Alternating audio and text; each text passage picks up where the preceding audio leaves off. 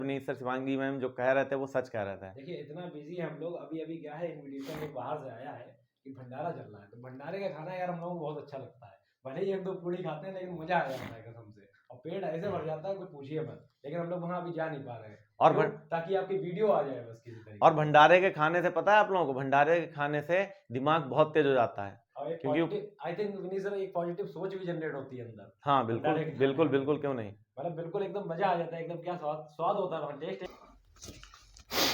Good morning my exam warriors, कैसे हैं आप सब लोग बच्चों। तैयारी आपकी चल रही होगी एकदम धुआंधार टाइप से। और आज जो मैं टॉपिक लेकर आया हूं वो आपका है डेफिनेट इंटीग्रल। ठीक है, डेफिनेट इंटीग्रल। अभी तक हम लोगों ने जितने भी क्वेश्चंस लगाए थे वो थे इनडेफिनेट इंटीग्रल के, क्योंकि उसमें कोई भी लिमिट वगैरह नहीं दी होती थी। अब जो भी क्वेश्चन हम लोग लगाने वाले हैं उन सभी में क्या है, एक अपर और लोअर लिमिट दी होगी। इंटीग्रेशन में हम लोगों को क्या दी होगी, लिमिट दी होगी, तो वो लिमिटेड होते हैं। कहने का मतलब है वो उस लिमिट के बेस पर ही इंटीग्रेट होते हैं और फिर उसमें लिमिट पुट की जाती है। ठीक है, और उसमें जो हम लोग का कांस्टेंट सी होता है वो वहां पर यूज नहीं होगा, क्योंकि कांस्टेंट सी जो है हम लोग लगाते हैं वो कब लगाते हैं, वो लगाते हैं जब इनडेफिनेट इंटीग्रल होता है। ठीक है, डेफिनेट इंटीग्रल में कांस्टेंट सी का यूज नहीं करेंगे, क्योंकि वो ऑलरेडी पहले से ही डेफिनेट है। ठीक है, ये तो रही हमारे टॉपिक की बात। तो अभी एक वीडियो मेरी इससे पहले आई थी, ठीक है, उसमें मैं आप लोगों को एक नए लुक में दिखा था। एक्चुअली ऐसा है, मेरी ये जो कैप है ना, तो अभी 2 दिन पहले बारिश हुई थी तो कैप मेरी भीग गई थी। तो फिर मैं क्या करता, मैंने कहा बिना कैप के जाना पड़ेगा बच्चों के सामने। खैर अब जो है वो है, क्या किया जाए। तो कमेंट सेक्शन में जरूर बताइएगा कि कैसा लगा हमारा मिलिट्री वाला लुक। चलिए, तो आज हमारा है डेफिनेट इंटीग्रल। तो डेफिनेट इंटीग्रल में आप लोगों ने जैसा कि एनसीईआरटी में पढ़ रखा होगा, टीचर्स ने पढ़ाया होगा आप लोगों को, डेफिनेट इंटीग्रल में क्या कुछ प्रॉपर्टीज हैं। ठीक है, डेफिनेट इंटीग्रल में कुछ ऐसे फंक्शंस हैं जिन फंक्शंस का इंटीग्रेशन जो है अगर विदाउट प्रॉपर्टी हम लोग करेंगे तो बहुत ही कॉम्प्लिकेटेड हो जाएगा। कुछ ऐसे क्वेश्चंस हैं ऐसे फंक्शंस हैं जिनका इंटीग्रेशन होना मतलब एक तरीके से हम लोग कह सकते हैं कि नामुमकिन है, मतलब बहुत ही कॉम्प्लिकेटेड टर्म्स बन जाते हैं। बट उसी उसी को सॉल्व करने के लिए, ठीक है, या उसी को सिंप्लीफाई करने के लिए कुछ प्रॉपर्टीज बनाई गई इंटीग्रेशन में, डेफिनेट इंटीग्रल में। बट वो प्रॉपर्टीज केवल डेफिनेट इंटीग्रल में ही लगेंगी, और डेफिनेट वो प्रॉपर्टीज यूज करके क्वेश्चन जो है हमारा बहुत ही इजी हो जाता है। ठीक है, तो चलिए स्टार्ट करते हैं हम लोग अपना टॉपिक डेफिनेट इंटीग्रल। तो डेफिनेट इंटीग्रल में सबसे पहले तो आपकी 2 से 3 एक्सरसाइजें बहुत ही इजी हैं, मतलब उसमें कोई प्रॉपर्टी नहीं है। ऐसा नहीं है कि डेफिनेट इंटीग्रल आपके सामने हो पेपर में और आप सोचें कि प्रॉपर्टी यूज होगी, ऐसा बिल्कुल नहीं है। विदाउट प्रॉपर्टी भी सॉल्व हो सकता है। हाँ, अगर कुछ क्वेश्चन ऐसा आता है कि उसमें आपसे सॉल्व नहीं हो रहा है इजिली, तब उसमें प्रॉपर्टी यूज कीजिएगा, या आपको दिख जाए कि हाँ दूर से इसमें कौन सी प्रॉपर्टी यूज होगी तो ठीक है। बट कुछ क्वेश्चन ऐसे हैं जो विदाउट प्रॉपर्टी भी सॉल्व जाते हैं 1 या 2 मार्क्स के। ठीक है, तो उसके भी मैं 1-2 क्वेश्चन बता दूंगा। अब मैं बात करूं प्रॉपर्टीज की, तो प्रॉपर्टीज आपकी टोटल 7 प्रॉपर्टीज हैं। कितनी प्रॉपर्टीज हैं? 7 प्रॉपर्टीज डिफरेंट डिफरेंट फंक्शंस में डिफरेंट टाइप से यूज होंगी। तो हम लोग प्रॉपर्टी से पहले कुछ 2 क्वेश्चन इजी से लगाएंगे, जिससे आपका थोड़ा सा मूड अच्छा हो जाए कि हाँ डेफिनेट इंटीग्रल सच में बहुत ईजी है। और एक चीज मैं बता दूं, एक्सरसाइज 7.8 एनसीईआरटी में एक्सरसाइज 7.8 जो है वो कट हो चुकी है हम लोग के सिलेबस से, लिमिट ऑफ सम। ठीक है, लिमिट ऑफ सम एक एक्सरसाइज है, उसमें क्या है, उसमें हम लोग फंक्शंस को इंटीग्रेट ही करते हैं, बट वो लिमिट ऑफ सम एक सीरीज वाला मेथड है, सीरीज यूज करके। ठीक है, बट वो कट है तो उसमें मैं ज्यादा टॉपिक पर बात नहीं करूंगा। अब मैं कुछ इजी से 2 क्वेश्चन लेता हूं, ठीक है, जिससे आपका मूड अच्छा हो जाए कि हाँ डेफिनेट इंटीग्रल बड़ा मजेदार है। 0 to 1 sine inverse 2x 1 plus x square dx। ठीक, ये क्वेश्चन हमारा है डेफिनेट। यहां पर लिमिट लगी हुई है, दिख रहा होगा जैसा कि लिमिट लगी हुई है, इसका मतलब क्या है, डेफिनेट इंटीग्रल है। अब इस डेफिनेट इंटीग्रल को सॉल्व करना है। सबसे पहली बात मैंने आपको बताया कि इंटीग्रेशन के क्वेश्चंस को हम लोग पहचानते हैं। सबसे पहली बात यहाँ पर क्या इनवर्स है। इनवर्स का मैंने बता रखा है कि इनवर्स और लॉग का इंटीग्रेशन नहीं होता डायरेक्टली। इनवर्स का डायरेक्टली इंटीग्रेशन तो नहीं होने वाला है, तो क्या करेंगे, ये जो बड़ा सा फंक्शन अंदर एंगल दिया हुआ है, इस एंगल को हम कुछ इस टाइप से सॉल्व करेंगे कि इसके अंदर साइन का फंक्शन बन जाए। तो इनवर्टिबल फंक्शन हमारा कैंसिल हो जाएगा। तो और ये आइडेंटिटी कुछ जानी पहचानी लग रही होगी, मेरी तो बहुत जानी पहचानी, आपकी भी होगी अगर पढ़ा होगा। साइन 2 थीटा की एक आइडेंटिटी होती है 2 tan theta upon 1 plus tan square theta. ठीक है, ये साइन 2 थीटा की आइडेंटिटी है। तो अगर मैं बात करूं यहां पर x को लेट कर लिया tan थीटा, x को लेट कर लिया tan थीटा, तो ये हो जाएगा x को tan थीटा लेट कर लिया, फिर जो इंटीग्रेशन में जो पार्ट लेट करते हैं उसका डेरिवेटिव भी निकालते हैं, क्यों? क्योंकि dx की वैल्यू निकालने के लिए। तो यहां हो जाएगा हमारा dx tan थीटा का सेक स्क्वायर थीटा। ठीक है, अब हाँ एक चीज और मैं बता दूं, लेट करते हैं उसके बाद dx की वैल्यू निकालते हैं, फिर जो वेरिएबल हम लोग लेट करते हैं, अब x का वेरिएबल किस में कन्वर्ट हो गया? थीटा में। तो जो लिमिट है वो x के अकॉर्डिंग दी थी, तो अब ये लिमिट भी किसके अकॉर्डिंग चेंज होगी? According to theta. यहां पर हम लोग 1 पुट करेंगे, x की जगह पे 1 पुट किया, x की अगर मैं लिमिट की बात करूं, x की जगह पे मैंने पुट किया 1 इक्वल्स टू में क्या है? tan theta. अब 1 किसकी वैल्यू होती है in terms of tan pi by 4 tan theta. तो यहां से थीटा की वैल्यू क्या मिलेगी हमको? Pi by 4। तो ये लिमिट हो जाएगी, अपर लिमिट हो जाएगी पाई बाय 4। जीरो पुट करेंगे यहाँ पर 0, तो ये हो जाएगा tan 0, तो थीटा इक्वल्स टू 0। ठीक है, क्योंकि जब 0 पुट करेंगे तो tan थीटा इक्वल्स टू में 0, और 0 किसकी वैल्यू होती है? tan 0 की वैल्यू 0, तो थीटा इक्वल्स टू 0। ये लिमिट चेंज करना मत भूलना। कई बार ये मिस्टेक होती है कि बच्चे क्या करते हैं कि जो ही वेरिएबल है उसको अदर वेरिएबल में लेट कर लिया, डेरिवेटिव भी निकाल लिया, बट बाद में लिमिट नहीं चेंज करते हैं। फिर प्रॉब्लम कहाँ आती है? जब हम लोग लिमिट पुट करेंगे। ठीक है, तो लिमिट भी आप लोगों को चेंज करनी है। साइन इनवर्स, अब अंदर हमारा क्या बन जाएगा? 2 tan theta 1 plus tan square theta. Clear? फिर है dx की वैल्यू भी हमें निकालनी है, निकाली हमने, क्या निकाली है? यहाँ d थीटा भी होगा, sec square theta d theta. ठीक है, थोड़ा सा मैं ऐसे कर दूं, नहीं तो लाइन ड्रॉ कर देता हूं। ठीक है, ये पार्ट अलग है, sec square theta d theta. अब यहां पर क्या करना है? कुछ नहीं, बस हम अपने प्रोसेस पे आगे बढ़ते हैं। साइन इनवर्स ये कितना हो जाएगा? Sine 2 theta sec square theta d theta. अभी यहाँ पे एक और मेथड मैं बताऊंगा आपको जो अभी तक मैंने नहीं बताया है, मैं यही सोच रहा था कि वो टर्म आए फिर बताऊं। साइन से साइन इनवर्स से साइन कैंसिल, बचेगा 2 theta into sec square theta d theta. हाँ, तो मेथड आपका क्या है? यहां पर क्या आया? 2 वेरिएबल आ गए, प्रोडक्ट मेथड है। अब मैं बताऊंगा प्रोडक्ट मेथड क्या होता है इंटीग्रेशन का। इंटीग्रेशन का product method, integration of u dot b dx with respect to x। दो फंक्शन को इंटीग्रेट करना है, u डॉट b किसके रिस्पेक्ट में? x रिस्पेक्ट में। कैसे करेंगे? सबसे पहला, अब यहां पर सबसे पहले हमको लेट करना होता है कि कौन सा फर्स्ट टर्म होगा, कौन सा सेकेंड टर्म।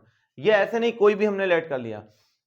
अगर हाँ ये बात अलग है कि दोनों का इंटीग्रेशन हो रहा है वो तो ठीक है, बट यहां पर एक आइलेट मेथड यूज होता है जिससे हम लोग सिंपली जो है डिसाइड कर सकते हैं कि कौन सा फर्स्ट फंक्शन है, कौन सा सेकेंड फंक्शन। आइलेट का मतलब यहां बता दूं मैं, ई का मतलब क्या है? यहां पर ई का मतलब यहां है e to the power x, exponential function. ठीक है, ये ई का मतलब है। और टी का मीन्स क्या है? यहां पर टी का मीन्स जो है वो आपका है ट्रिगोनोमेट्रिक फंक्शन, जैसे कि साइन कॉस टेन, इस टाइप से। ए का मतलब क्या है? ए का मतलब है algebraic function. L means log, I means inverse trigonometric function. ठीक है, ये सारे मीनिंग है इसके, शॉर्ट फॉर्म। आइलेट पहला ई है, ई आपका है e to the power x का function. T means trigonometric function, sine cos tan cos sec cosec ये वाले। और ए मींस अल्जेब्रिक फंक्शन जैसे x स्क्वायर x क्यूब, इस टाइप से। एल मींस लॉग वाले फंक्शन जिसमें लॉग दिया हो, और I means inverse trigonometric function जिसमें इनवर्स ट्रिग्नोमेट्रिक रेशियो दिया हो। ठीक है, तो अब हम लोग इसका मेथड समझेंगे क्या होता है, देखते हैं। i इक्वल्स टू, अब यहां पर क्या होगा, ये फर्स्ट फंक्शन सेकंड फंक्शन, तो फर्स्ट फंक्शन में क्या है, आइलेट में, दोनों फंक्शन हम आइलेट में यूज करेंगे, आइलेट में पुट करेंगे, आइलेट में देखेंगे दोनों फंक्शन में जो सबसे पहले आएगा उसको लेंगे हम लोग फर्स्ट फंक्शन। सपोज दैट यहां पर दिया है टेन थीटा, यहां पर दिया है एक्स स्क्वायर, तो u तुम्हारा u दिया है टेन थीटा और ये दिया है एक्स स्क्वायर, तो टेन थीटा क्या हो जाएगा, ट्रिग्नोमेट्रिक फंक्शन, एक्स स्क्वायर क्या अलजेब्रिक, तो पहले कौन सा आता है, ट्रिग्नोमेट्रिक या अलजेब्रिक, इसके अकॉर्डिंग पहले आता है अलजेब्रिक, तो अलजेब्रिक वाले को हम लोग लेंगे फर्स्ट फंक्शन। आइलेट में जो सबसे पहले लाई करेगा वही हो जाएगा हमारा फर्स्ट फंक्शन, क्लियर है, वो क्वेश्चंस पे डिपेंड होगा। तो अभी के लिए मैं इसको फर्स्ट फंक्शन लेट कर लेता हूं, इसको सेकेंड। तो फर्स्ट फंक्शन सेकेंड फंक्शन का क्या होगा, फर्स्ट फंक्शन को हम लोग यहां पर केवल राइट कर देंगे ऐसे ही, सेकेंड फंक्शन का निकालेंगे इंटीग्रेशन मल्टीप्लाई में, ठीक है, फर्स्ट फंक्शन को लिख दिया मल्टीप्लाई में, फिर सेकेंड फंक्शन का इंटीग्रेशन, इसके बाद होगा माइनस, फिर हम लोग लगाएंगे होल इंटीग्रेशन। अब होल इंटीग्रेशन क्यों बोलते हैं, क्योंकि इसी के अंदर जो है डेरिवेटिव इंटीग्रल दोनों होने वाले हैं, ये इंटीग्रेशन का साइन हो गया। अब इसी के अंदर फर्स्ट वाले का derivative d upon d x of u into integration of v d x, ये तो दो पार्ट का, फर्स्ट वाले का डेरिवेटिव हो गया, सेकंड वाले का इंटीग्रेशन। जो भी आंसर आएगा इसका डिफरेंशिएट, इसका इंटीग्रेशन करने के बाद फिर मल्टीप्लाई करेंगे, जो भी आंसर आएगा उसका इंटीग्रेशन होगा, इसलिए होल इंटीग्रेशन लगाइए, ठीक है, ये आपका फॉर्मूला है। और अभी देखने में थोड़ा अजीब लग रहा होगा, लेकिन जब इसको हम 4 से 5 बार यूज करेंगे तो ऑटोमेटिक इजी लगने लगेगा। कोई फॉर्मूला है आप ऐसे नहीं विदाउट यूज किया आप लर्न नहीं कर सकते, लर्न कर भी लेंगे तो आप आगे भूल जाएंगे। फॉर्मूला माइंड में कब सेट होता है, जब उस फॉर्मूले को कम से कम 8 से 10 क्वेश्चंस में पुट करेंगे तो अपने आप वो फॉर्मूला जो है आपके माइंड में सेट हो जाएगा। तो यहां पर यही फॉर्मूला यूज होगा। टू हमारा क्या है, टू हमारा कांस्टेंट है, तो इसको हम लोग बाहर भी राइट कर सकते हैं, क्लियर। अब यहाँ पे हमारे पास दो फंक्शन है, theta and sec square theta. अब आइलेट के अकॉर्डिंग सबसे पहले क्या आता है, ये अलजेब्रिक फंक्शन है, ट्रिग्नोमेट्रिक, पहले आता है हमारा अलजेब्रिक फंक्शन, तो थीटा हो जाएगा फर्स्ट फंक्शन और सेक स्क्वायर थीटा हो जाएगा सेकेंड फंक्शन, क्लियर है यहां तक, ठीक है। हम लोग आगे बढ़ते हैं। टू, अब यहां पर हम लोग लगाएंगे प्रोडक्ट मेथड। तो सबसे पहले मैंने क्या बताया था, फर्स्ट फंक्शन हम लोग लिख लेंगे, सेकेंड वाले का इंटीग्रेशन होगा, ठीक है भाई, इंटीग्रेशन कर देंगे इसका, क्लियर, माइनस, फिर होल इंटीग्रेशन, फर्स्ट वाले का derivative d upon d theta of theta into second वाले का integration sec square theta d theta, clear है, इतना तो हो गया। इसके बाद जो भी आंसर आएगा उसका होल इंटीग्रेशन, क्लियर है, चलो भाई ये भी हो गया, ब्रैकेट क्लोज। लास्ट में टू टाइम्स, यहां पर थीटा थीटा है, सेक स्क्वायर थीटा का इंटीग्रेशन बताने की जरूरत नहीं होगी, tan theta, minus whole integration, theta का डेरिवेटिव 1, ठीक है, सेक स्क्वायर थीटा का integration tan theta d theta, ये कंप्लीट हो गया। लिमिट हमारी चल रही है 0 to π/4, ये हम लोग लास्ट में लिमिट भी पुट करेंगे, क्लियर है। अब हम लोग आते हैं इधर आपको दिख नहीं रहा होगा, इधर आते हैं।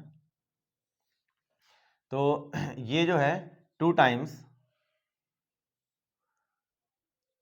थीटा टेन थीटा, ये सॉल्व हो चुका है, छोड़ दो इसको, माइनस। अब यहां पर देखना बच्चों, यहां पर ध्यान देना, इंटीग्रेशन है टेन थीटा का, टेन थीटा का इंटीग्रेशन मैंने बताया है साइन अपॉन कॉस, कॉस का डेरिवेटिव ऊपर है तो इसका इंटीग्रेशन आपको याद रखना है log minus log cos theta, cos theta में लेंगे तो माइनस लॉग होगा और सेक थीटा में लेंगे तो प्लस, तो यहां हम लोग सेक थीटा में ले लेते हैं, या एक काम करते हैं माइनस पहले से माइनस कॉस थीटा लेते हैं तो ये प्लस हो जाएगा, क्लियर है, कुछ भी ले सकते हैं अपने अकॉर्डिंग। ये हो गया होल इंटीग्रेशन और π/4। अब हम लोग क्या काम करेंगे, हम लोग पुट करेंगे लिमिट π/4, यहां हो जाएगा π/4, 10 π/4, यहां π/4 पुट करेंगे, 10 π/4 की वैल्यू 1 प्लस लॉग cos π/4 होता है आपका 1/√2। अभी यहां पर ये पुट हुई है, यहां मैं लिख सकता हूं ऐसे करके, क्योंकि दोनों लिमिट पुट करनी, ये छोटा ब्रैकेट लगाएंगे, यहां पर पुट हुई है अपर लिमिट माइनस, अब हम लोग पुट करेंगे लोअर लिमिट 0, तो 0 स्टार्टिंग में ही थीटा इक्वल टू 0, तो ये पार्ट 0 हो जाएगा, प्लस यहाँ पुट करेंगे cos 0 की वैल्यू 1, मतलब log 1, और log 1 भी हमारा 0, तो ये अपर लिमिट वाला लोअर लिमिट वाला जो है 0 हो गया पार्ट। अब यहाँ पर क्या होगा, इस 2 को भी अंदर ले जाएं, ज़्यादा स्टेप नहीं करें, 2 को अंदर ले जाएंगे, बचेगा π/2 प्लस 2 यहाँ अंदर जाएगा, ये log 1/√2 है। मैंने बताया था log की जो वैल्यू है अगर हम इसको रेसिप्रोकल करेंगे तो क्या है, यहाँ माइनस साइन आएगा, तो हम एक काम करते हैं यहाँ पर लिख देते हैं माइनस, ठीक है, 2 तो अंदर आएगा ही, और ये हो जाएगा log 1/√2 का हो जाएगा √2, क्यों √2 है, साइन चेंज हुआ है, ठीक है, π/2 माइनस, अब 2 चल रहा है, अब यहाँ पर हम लॉग, वैसे तो आंसर हम लोग यहाँ छोड़ सकते हैं, ठीक है, बट थोड़ा सा और हो जाएगा, 2 दिया है, 2 की पावर 1/2, π/2 माइनस 2 log, अब ये जो 1/2 पावर है, अभी लगा लूँ मैं, 1/2 पावर, ये log की आइडेंटिटी है, यहाँ पर log की एक आइडेंटिटी होती है log m⁴n equals to n log m, जो पावर आपकी है वो log से पहले आती है, तो ये 1/2 आ जाएगा पहले, और बचेगा log 2, ये 2 से 2 कैंसिल, तो फाइनल आंसर आपका हो जाएगा π/2 माइनस log 2, ये आंसर आया है। सी यहाँ पर नहीं लगाएंगे, बता दिया मैंने, क्लियर है। तो ये क्वेश्चन आई थिंक आप लोगों को बहुत अच्छे से क्लियर हुआ होगा, ये विदाउट प्रॉपर्टी था, क्योंकि यहाँ पर प्रॉपर्टी का यूज कोई जरूरत ही नहीं थी, डायरेक्ट हो गया, क्लियर है।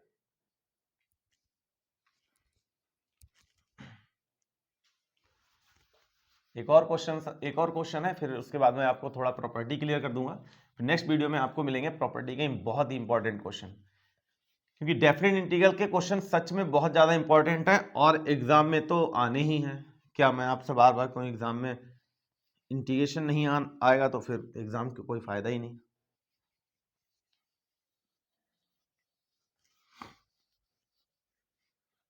और इंटीग्रेशन जैसे ही कंप्लीट होगा, अभी तो फिलहाल डेफिनेट इंटीग्रल आज मैं प्रॉपर्टी क्लियर करूंगा आपको थोड़ा सा, उसके बाद नेक्स्ट वीडियो में वही इंपॉर्टेंट, बहुत ही ज़्यादा इंपॉर्टेंट क्वेश्चन आएंगे आपके सामने, और उसका सोल्यूशन भी बढ़िया सा एकदम।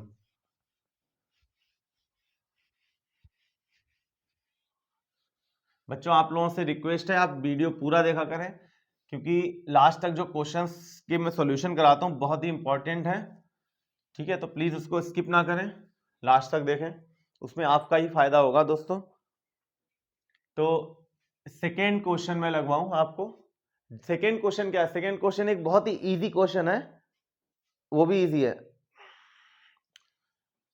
1/3 to 1, क्लियर है, 1/3 ये हो गई लिमिट आपकी 1/3 to 1, ठीक है, इधर मैं लेता हूं x माइनस एक्स क्यूब, इसकी पावर 1/3, और डिवाइड में हमारा x होता है, यही था क्वेश्चन, ठीक है, और नहीं कुछ मिसिंग है शायद, एक्स क्यूब, हाँ x4 लेते हैं यहाँ पे, ठीक है, ये है क्वेश्चन आपका,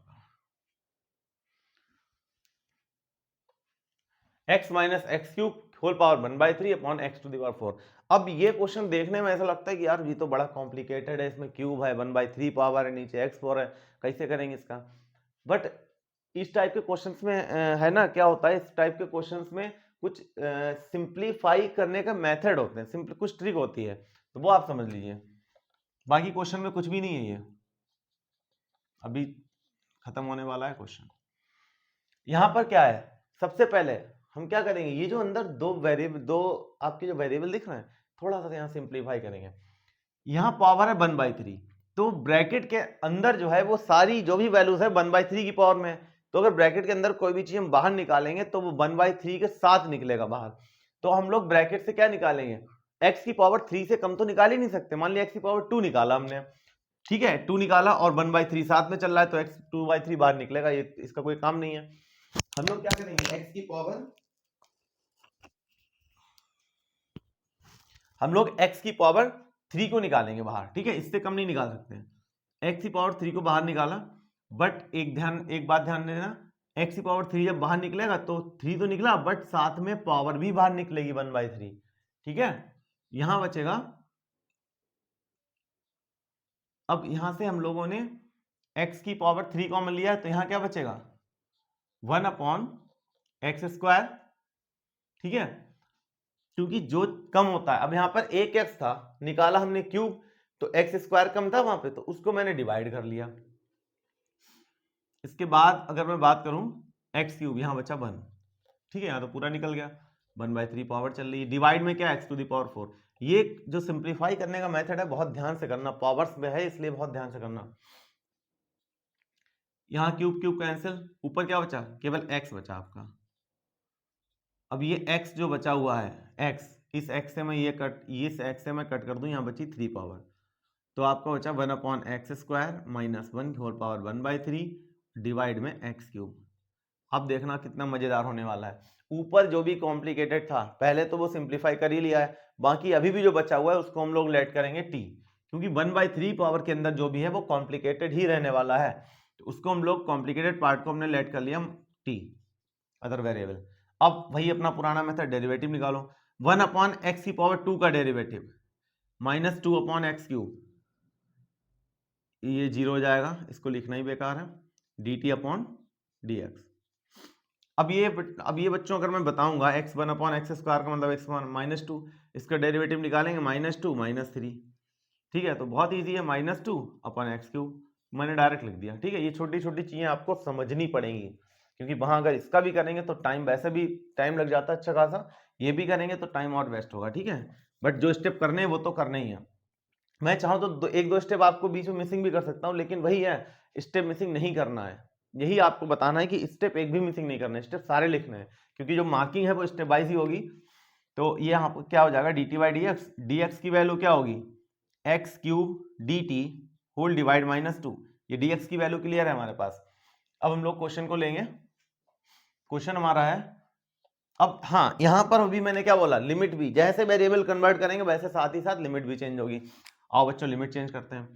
पहला है 1, यहाँ पर क्या है 1, तो ये जो लेट किया है हमने, यहाँ पर हम x की जगह पे पुट करेंगे 1, यहाँ 1 पुट किया, 1/1 1, 1 - 1 0, अपर लिमिट क्या हो गई, 0 हो गई, माइनस भी है, माइनस लगा है, ये माइनस नीचे से हटा के ऊपर लगा लें, ठीक है। अब हम पुट करेंगे 1/3, ध्यान देना बच्चों, 1/3 के लिए 1/1/3 का स्क्वायर मतलब 1/9 -1 = t, तो अगर मैं यहाँ बात करूँ 9 जाएगा ऊपर, 9 - 1 = t, तो फाइनली t की वैल्यू क्या आ गई 8, तो लोअर लिमिट क्या हो गई 8, क्लियर। चलिए अब हम लोग आते हैं, अपना क्वेश्चन हमारा क्या था, ऊपर जो इस पार्ट को हमने लेट किया t, वो भी t की पावर 1/3, यहाँ क्या है, अच्छा इतना सब नौटंकी की है, क्यों की है, क्योंकि भाई ये जो हमें x³ मिला यही तो इससे डिवाइड होने वाला है, कैंसिल हो जाएगा, -x³ dt whole divide by 2, भैया ये कैंसिल, ठीक है, जिससे प्रॉब्लम थी वही खत्म हो गया। अब यहां पर माइनस जाएगा बाहर, 8 0, यहां हो जाएगा 2, ये भी बाहर ले लो, क्या बचता है t की पावर 1/3 dt। अब एक चीज आपको बताऊं,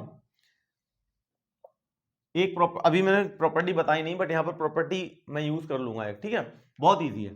ये जो माइनस है, माइनस साइन, अगर हम एक माइनस साइन एलिमिनेट करते हैं तो लिमिट क्या होती है, इंटरचेंज हो जाती है, तो इस माइनस को अगर हम हटा दें तो लिमिट क्या हो जाएगी हमारी, लिमिट हमारी हो जाएगी 1/2 माइनस, बस माइनस हट जाएगा, लिमिट हो जाएगी 0 to 8, क्लियर है, क्लियर है। ये अगर लिमिट हम चेंज करेंगे तो हमारा क्या होगा, लिमिट चेंज हो जाएगी, बट एक माइनस साइन क्या है, एलिमिनेट होगा। तो यहां पर हम लोग यहाँ पे लिख देते हैं, ये P1 है, कौन सी प्रॉपर्टी है, P1, यहां लिख देते हैं यूजिंग P1, ठीक है। t पावर 1/3, इसका इंटीग्रेशन करना है 1/3 dt, बचा गया, क्वेश्चन खत्म हो गया। t 1/3 कितना हो जाएगा, 1/3, t की पावर 1/3 + 1, 1/3 + 1 मतलब 4/3, और भाई यही तो डिवाइड में आता है जो पावर होगी, थोड़ा छोटा लिख देते हैं 4/3, ये हो जाएगा 1/6 और मल्टीप्लाई 4/3 ऊपर आके आ जाएगा 3/4। अब हम लोगों को इससे देखना है क्या होगा, 8 यहाँ पुट करेंगे, 8 की पावर 4/3, ये 0 हो जाएगा, खत्म कहानी, ये हो जाएगा 3 × 2 = 6, 1/8। यहाँ मैं बात करूँ 8 की पावर 4/3, समझ रहे हैं आप, 8 होता है 2 की पावर 3 और 4/3 भी चल रहा है, 3 3 खत्म, 1/8 2 की पावर 6। अरे भाई कितना बढ़िया आंसर आया, कितना इजी, कितना अच्छा आंसर आया, कितना आंसर आया, केवल 2 आ रहा है, ठीक है। इतना अच्छा आंसर आ जाता है तो दिल खुश हो जाता है, आपका भी और हमारा भी, क्योंकि सोचते हैं, और इतना अच्छा आंसर आता है ना तो हम लोग ये भी लगता है आंसर हमारा एकदम करेक्ट होगा, गलत होने का कोई चांस लगता ही नहीं, भले ही गलत हो जाए। ठीक है, तो ये हो गया। और हाँ, और जब कोई क्वेश्चन हम लोग लगाते हैं बहुत ही कॉम्प्लिकेटेड आंसर आए तो हम लोगों को मन में डाउट होता है कि यार ये क्वेश्चन कहीं आंसर इसका गलत तो नहीं है। क्यों डाउट होता है? क्योंकि आंसर जितना छोटा आता है ना उतना दिल को खुशी मिलती है। चलिए खैर, ये तो हो गई बात दिल की खुशी की। फिलहाल मैं समझता हूँ बच्चों इस टाइम जो है आप लोग काफी मेहनत कर रहे होंगे, क्योंकि टाइम जो है वो पता नहीं निकल लगता है और निकल जाता है देखते ही देखते। तो लगे रहिए आप सब लोग बस। और ये हो गए 2 क्वेश्चन मैं हल्के फुल्के लेकर आया था, हालांकि हल्के फुल्के तो नहीं थे, ठीक ठाक थे बट इंपॉर्टेंट थे। अब हम बात करते हैं प्रॉपर्टीज की। तो प्रॉपर्टीज में मैं जो है, प्रॉपर्टीज में ये है, प्रॉपर्टीज में आपको डिफाइन कर दूंगा, समझा दूंगा, बट ये है प्रॉपर्टीज अच्छे से जो क्लियर होंगी वो क्वेश्चंस में जब पुट करेंगे तभी प्रॉपर्टीज अच्छे से क्लियर होंगी। ठीक है, तो फर्स्ट प्रॉपर्टी हमारी है, फर्स्ट प्रॉपर्टी में कुछ भी नहीं है। फर्स्ट प्रॉपर्टी की अगर मैं बात करूं, क्या है, अगर कोई लिमिट है हमारी, suppose that a to b और यहां पर है एफ एक्स डी एक्स, तो फर्स्ट प्रॉपर्टी में कुछ भी नहीं है। फर्स्ट प्रॉपर्टी में केवल हम लोग क्या करते हैं, वेरिएबल को चेंज कर लेते हैं। केवल कोई भी, मतलब जैसे कि पावर है, अलजेब्रिक है, ट्रिग्नोमेट्रिक, उस टाइप के नहीं, सिंपल वेरिएबल को। जैसे एफ एक्स लिखा है, हम लोग क्या कन्वर्ट करेंगे, एक्स इक्वल्स टू टी में, तो यहां पर हमारा क्या हो जाएगा, यहां पर हम लोग x इक्वल्स टू टी में कन्वर्ट करेंगे वेरिएबल को, तो dx इक्वल्स टू dt, कुछ चेंज होगा नहीं, बस क्या हो जाएगा a टू b और ft dt। सीन सिंपल था। ये बहुत कम यूज होती, बहुत ही कम। जो प्रॉपर्टी सबसे ज्यादा यूज होती है मैं बताऊंगा, बहुत ही कम यूज होती है। सेकेंड प्रॉपर्टी p1, ये p नॉट, ये p1। p1 में क्या है, p1 अभी मैंने आपको बताया था, अगर यहां लिखा है a टू b, ठीक है, एफ एक्स डी एक्स, अगर यहाँ माइनस लगा हुआ है तो हम लोग क्या कर सकते हैं, बी टू ए माइनस गायब, जो अभी मैंने यूज की है P1। P1 प्रॉपर्टी में क्या है, minus a to b f x d x, बस इस माइनस को अगर हम हटाएंगे तो ये लिमिट क्या हो जाएगी, इंटरचेंज हो जाएगी, कुछ बात खत्म, क्लियर। फिर है P2। अब P2 में क्या है, P2 में बहुत ही सिंपल है, P2 में बस केवल हम लोग ब्रेक करते हैं। ये यूज होती है मॉडुलस वाले क्वेश्चंस में जिसमें मॉड दिया होता है। P2 जो है वो सबसे ज्यादा यूज होती है मॉड वाले क्वेश्चंस में। जैसे यहां पर दिया है a to b f x d x, clear. अब इसमें क्या है, अगर फंक्शन को हमें 2 पार्ट्स में ब्रेक करना हो तो हम लोग कैसे करेंगे, ठीक है, लिमिट 2 पार्ट्स में ब्रेक करनी है, तो यहां हो जाएगा ए टू, यहां पे ए टू सी लिख लेते हैं, a to b d x, clear. Next b to c d x, इस टाइप से क्या करते हैं। और ये जो क्या हो, ये कंडीशन जो होती है वो ए बी एंड सी, ये कंडीशन चलती है आपकी, ठीक है। ए सबसे छोटा, उसके बाद बी, फिर उसके बाद सी। तो यहां पर क्या होगा, a to c f x equals to a to b f x plus b to c f x, मतलब स्टार्टिंग ए से और एंड भी सी पे हो जाएगा। ये है प्रॉपर्टी नंबर 2। प्रॉपर्टी नंबर 3 की अगर मैं बात करूं, प्रॉपर्टी नंबर 3 और property number 4 most important properties हैं। मोस्टली 90% यही 2 प्रॉपर्टी सबसे ज्यादा यूज होती है, ध्यान रखना, सबसे ज्यादा यूज होने वाली प्रॉपर्टी है। P3 आपकी है a to b f x d x, clear. इसमें कैसे कन्वर्ट करेंगे, कुछ नहीं है, इस क्योंकि जो कॉम्प्लिकेटेड क्वेश्चंस होते हैं ना वो P3 P4 से ही सबसे ज्यादा सॉल्व होते हैं। A to b f x, अब यहां पर करना क्या है, यहां पर ये जो अपर और लोअर लिमिट है हमारे पास, इन दोनों का सम हम x माइनस करते हैं इन दोनों के सम से। जैसे कि यहां पर क्या, a plus b minus x, बस हो गई प्रॉपर्टी, ठीक है।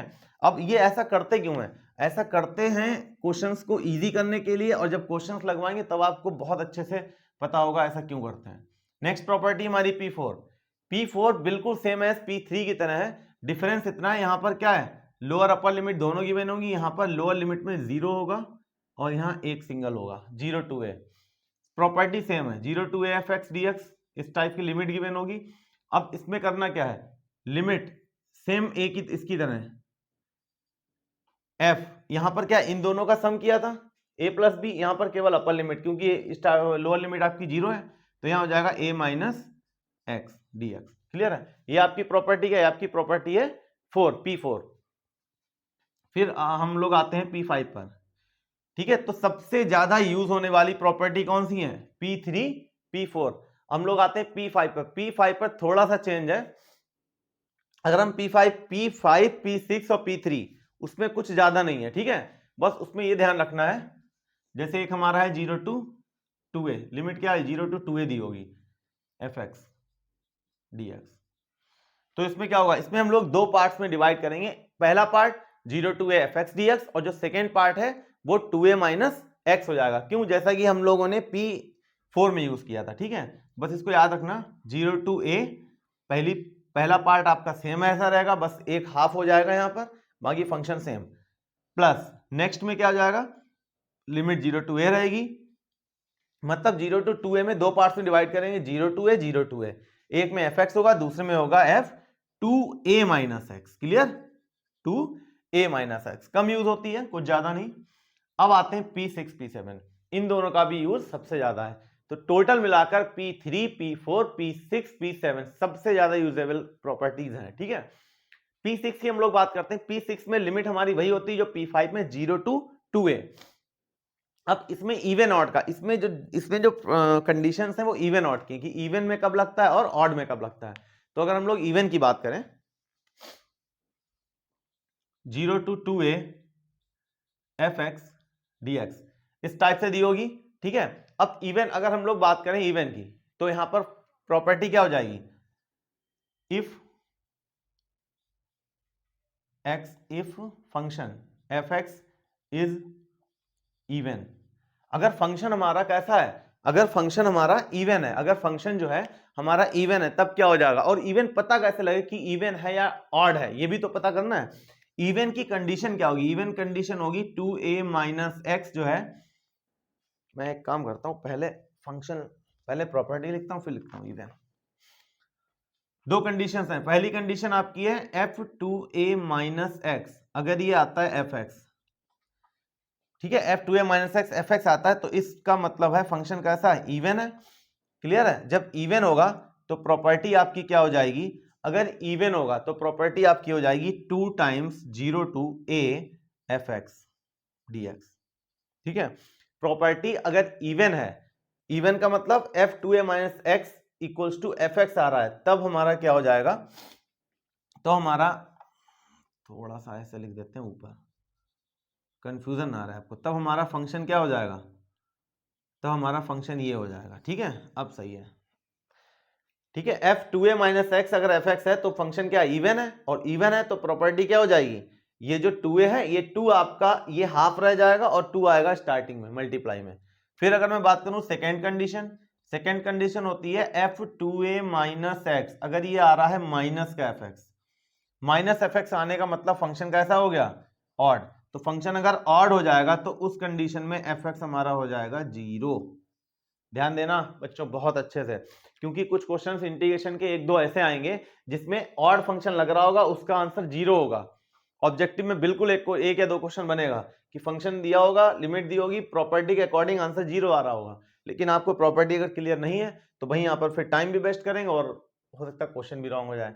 ये हो गई P6। लास्ट प्रॉपर्टी की हम लोग बात करते हैं, यहां लगा लेते हैं, स्पेस उतना नहीं है।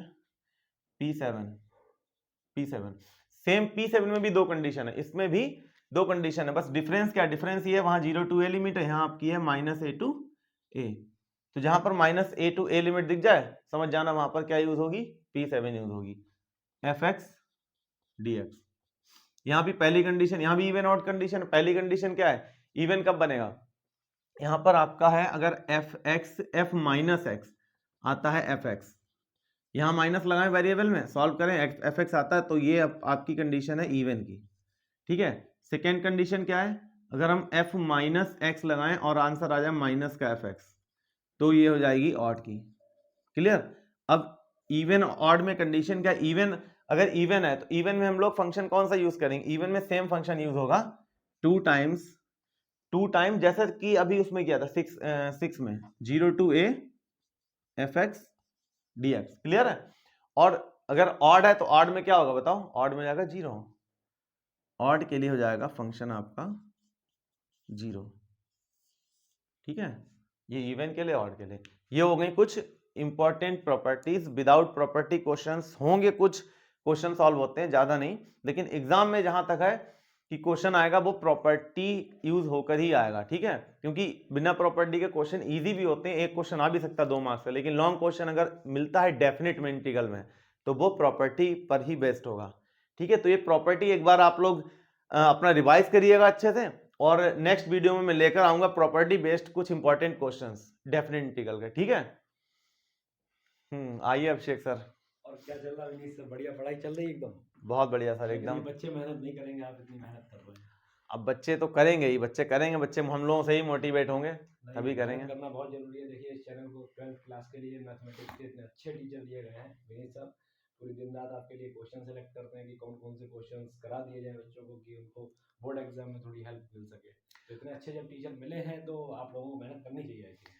और बच्चों आप लोगों को बताऊं कि अभिषेक सर हैं, मैं हूं और शिवांगी मैम है, हम तीनों लोग रात में बस यही हम लोगों का काम होता है कि आप लोगों के लिए इतने इंपॉर्टेंट क्वेश्चन लेकर आएं जिसमें ज्यादा से ज्यादा क्वेश्चन आपको बोर्ड एग्जाम में देखने को मिले, तो आप लोग खुद याद करेंगे कि हाँ Abhishek sir, Vineet sir, Shivangi ma'am जो कह रहे थे वो सच कह रहे थे। देखिए इतना बिजी है हम लोग, अभी अभी क्या है इनविटेशन एक बाहर से आया है कि भंडारा चल रहा है, तो भंडारे का खाना यार हम लोगों को बहुत अच्छा लगता है। भले ही 1-2 पूड़ी खाते हैं लेकिन मजा आ जाता है कसम से, और पेट ऐसे भर जाता है कुछ पूछिए मत। लेकिन हम लोग वहां अभी जा नहीं पा रहे हैं और क्यों? ताकि आपकी वीडियो आ जाए बस किसी तरीके और से। भंडारे के खाने से पता है आप लोगों को, भंडारे के खाने से दिमाग बहुत तेज हो जाता है, और एक क्योंकि positive, I think Vineet sir, एक पॉजिटिव सोच भी जनरेट होती है अंदर। हाँ बिल्कुल भंडारे के खाने बिल्कुल से बिल्कुल, क्यों नहीं। मतलब बिल्कुल एकदम मजा आ जाता है एकदम। क्या स्वाद स्वाद होता है, टेस्ट एक अलग ही मालूम पड़ता स्वाद है। भी होता है, और फिर वो एक एज मतलब प्रसाद की तरह होता है, तो वो उसको खाने से क्या है, हो सकता है कि 2-4 क्वेश्चन और इंपॉर्टेंट ऐसे हम लोगों के दिमाग में आ जाएं जो आपको बोर्ड एग्जाम में देखने को मिल जाए। बिल्कुल बिल्कुल। तो बस यही है, आप लोग लगे रहिए मेहनत से।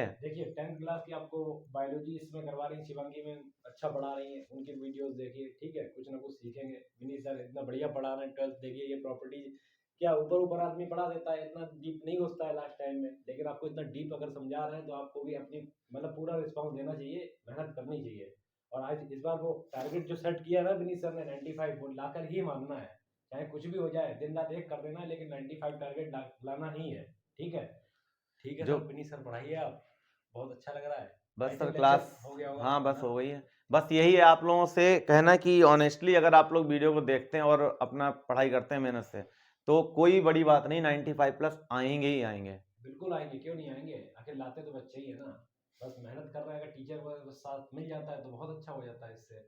बस और आप लोग अपना सपोर्ट बनाए रखिए, तो हम लोगों को भी मोटिवेशन मिलेगा कि हाँ बच्चे जो है लगे हुए हैं, तो हम लोगों को भी छोड़ना नहीं है, लगे रहना है। बिल्कुल बिल्कुल। और 10th और 12th के बच्चों से स्पेशली मैं कह रहा हूँ, जो play list fit for exam की है उसको मतलब बहुत ही सीरियसली फॉलो करें।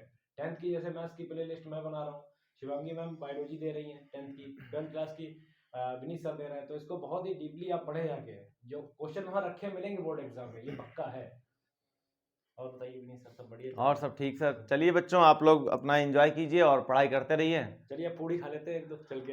हाँ हम लोग जाएं भंडारे का थोड़ा प्रसाद खा लें आगे। ठीक है बच्चों, और बाय बाय, गुड ठीक है, लक। बाय बच्चों।